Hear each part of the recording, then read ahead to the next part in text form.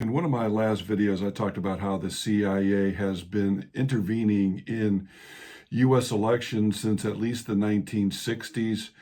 They do a lot of things, but there's been a lot of dirty tricks, but there's been a lot of deletions, sadly.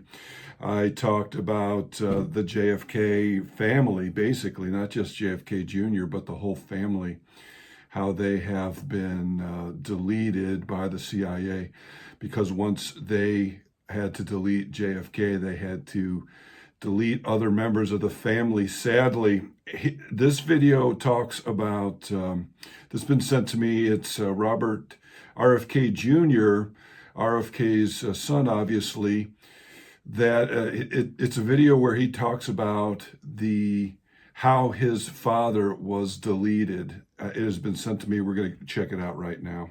I mean, so if it wasn't Lee Harvey Oswald working by himself, what do you think was the motive behind your uncle getting killed? It was people who were, it was a group from the CIA who were, who had been involved in Miami, who were angry at my uncle, felt my uncle committed treason, first of all, in the Bay of Pigs by not sending air cover. And then after the Cuban Missile Crisis, my uncle had established this very close relationship with Khrushchev. And Khrushchev... Who was the head of Russia at the time? Who was the head of Russia. And Khrushchev and they knew they couldn't trust the people around them and the intelligence apparatus and the military. They were both in the same position.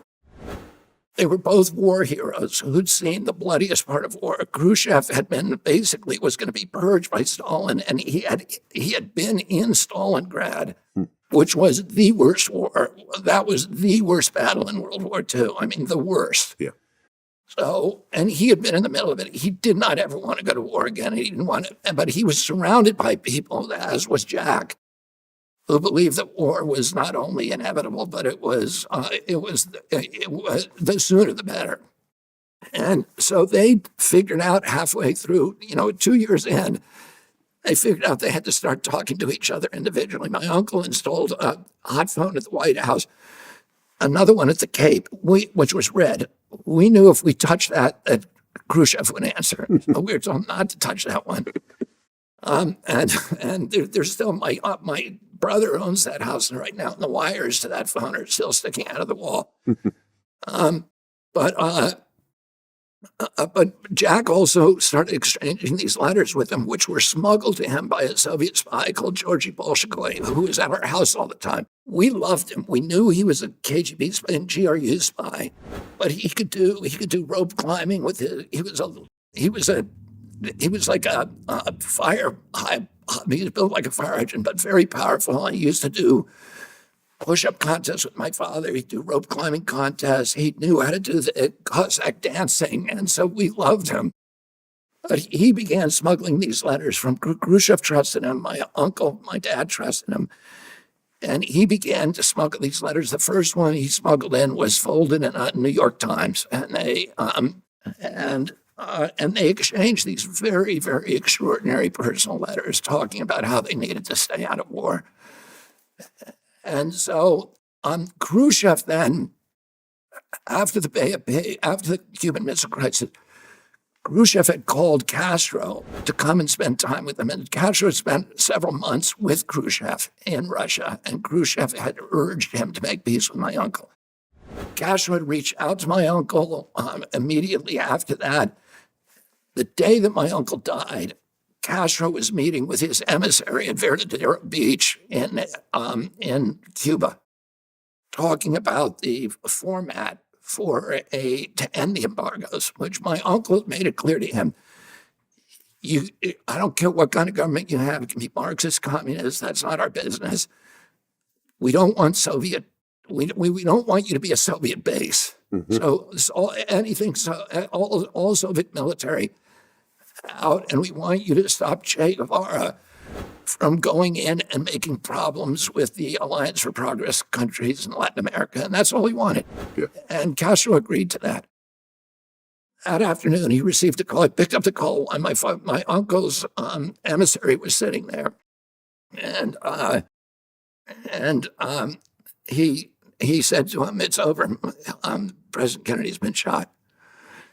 So, they knew, my uncle did it behind the backs of the State Department, but they knew. The CIA knew what was happening. And my uncle, 30 days before his death, on October 22nd, 1963, he signed Executive Order 263, ordering all U.S. troops home from Vietnam. So he ended the Vietnam War. With the first 1,000 coming home in December, there was only 16,000 troops and advisors. They weren't allowed to participate in combat. He found out they had been, and 75 had died. And he said that morning, he said, no more, we're done. And he ordered them all home. And 30 days after that, he was killed. So, and Vietnam was a CIA project, from beginning to end.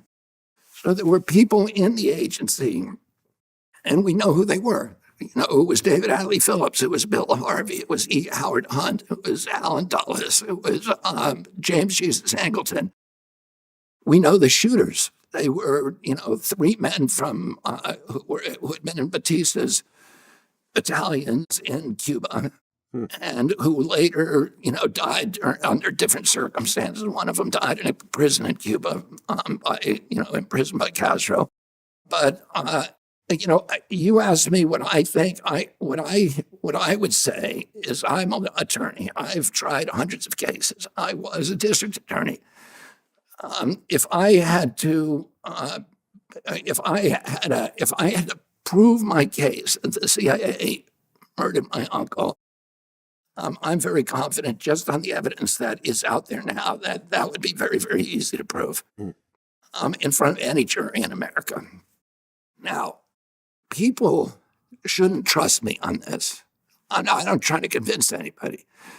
People need to do their own research about everything.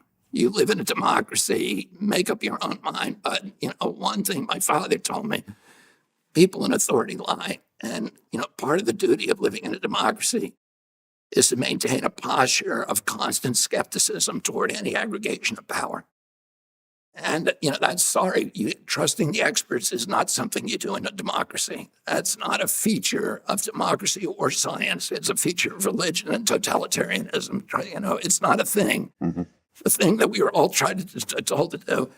You need to do your own research. And for people who are curious about this, the best book that you can read is a book by Jim Douglas called The Unspeakable. And he has, in a riveting way, with poetic writing, distilled millions of pages of documents and all of these confessions and all of the evidence and put it in one really beautifully written story in this book. And if you pick it up, you won't be able to put it down. But it's a brilliant book, and it probably has 1,000 footnotes in it.